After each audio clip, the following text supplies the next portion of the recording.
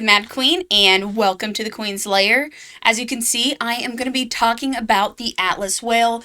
This is going to be more of an overview and a guide, more so than me showing off and displaying different teams. But I am going to give you the best options for heroes and commanders and runes, and also some strategies so that you can progress throughout the Atlas whale. So the Atlas whale, you cannot use summoner heroes against, which is unfortunate because they've just recently had a really big boost and I just want to use them everywhere. But you can't use summoners because this skill, wave attack, is going to summon 3 waves, each inflicting 50% attack as damage to all units. The waves instantly kill all summons. So don't use summoner heroes. It's not going to work. Just trust me. The next ability is Water Pillar. It's going to fire a jet of water that inflicts damage equal to 400% of the target's attack, prioritizing further away units, so the units that are in the back. When there is no target in melee range, this skill is cast more frequently and inflicts higher damage. Deep Sea Shield.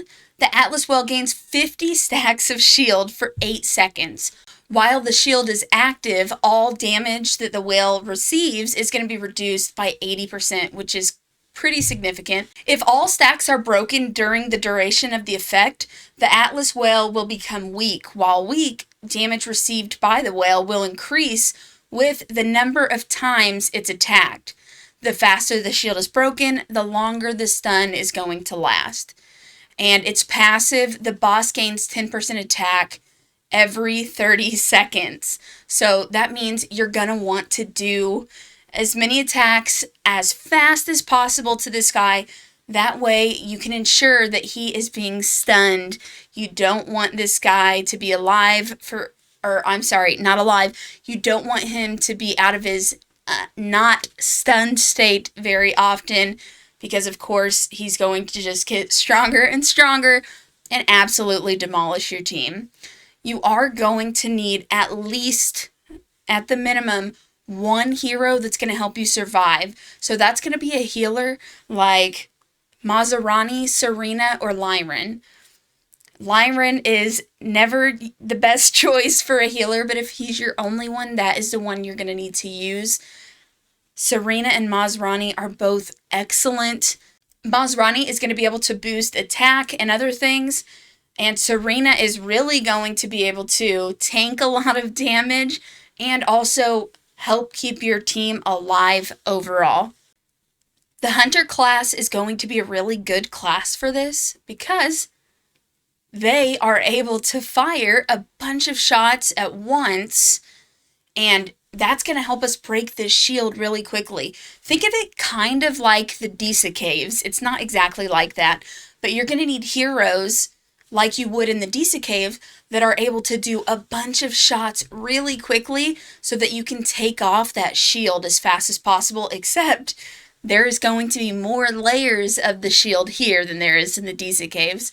You're going to want to look for heroes like Taylor, Sorietta, Emma, Azina, and just any heroes like that are able to do a lot of shots. As far as commanders, you want to use Brynhild and pick the Brynhild that's going to benefit the players or the heroes that you have on the battlefield the most, of course.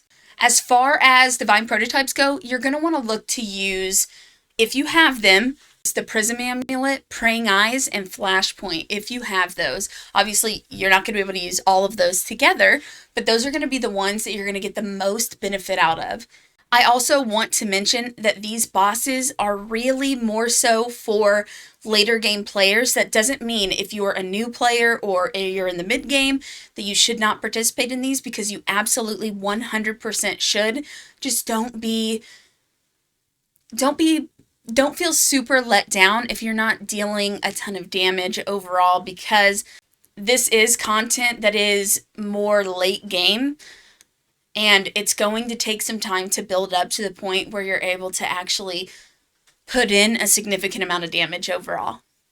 Also, quickly, I want to add, Don't forget that this boss is going to prioritize your heroes that are farthest away from it. So you want to try to put your strongest heroes that are going to fire off a lot of shots and deal a lot of damage quickly in the middle. And then try to put your not as strong damage dealers in the back, and pick a commander that's going to be able to boost their overall health or defense in the back, and then in the middle, that's going to boost their overall attack percent. I know this is very specific, and that's going to be hard to come by, but in a perfect world, that's going to be something that you really want to aim towards whenever you're looking for the perfect commander for this boss specifically. If I was unclear, or if I missed anything, or you have any additional questions or comments, leave that below. I would love to answer anything you have. Also, if you're a new player or an experienced player, join my growing Discord community. It's a great place for beginners to ask for advice and experienced players to give advice. Thanks for watching, and I'll catch you in the next video. This video was brought to you in collaboration with Eternal Evolution. Download the game for free now in the iOS or Google Play Store. You can also use my personal game download code in the video description to show some support. Thanks for watching, and I'll catch you in the next video.